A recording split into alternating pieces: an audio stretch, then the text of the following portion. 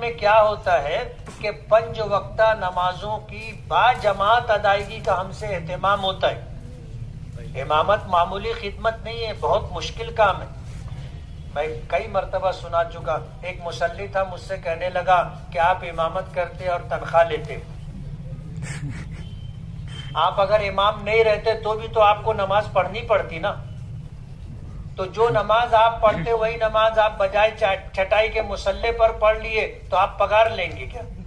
मैंने कहा नहीं, बात ऐसी नहीं है, समझ का फर्क है। बोलो एक काम करो। बोले क्या? मैंने कहा तुम महीने भर 5 वक्त की नमाज हमारे मुअज्जिन साहब के बाजू में पहली सफ में पढ़ो, जो पगार मिलेगी वो तुम ले लेना, जो तनख्वाह मिलेगी वो तुम ले लेना।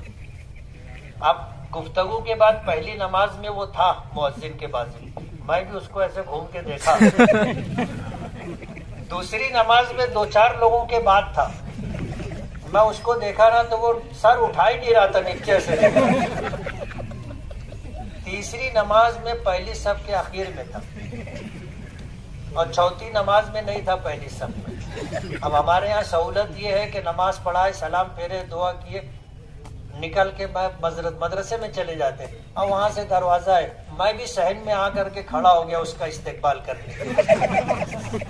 वो आया, बोले बहुत मुश्किल काम है मुफ्ती साहब, मैं गोल्डन नगर में रहूं, या ऐसा ही मौके मालूम पड़ा, मैं भागत आओ, पहली सब भर गई। बोला अब तोरा कहा बोलना? बोले कम पगार दे।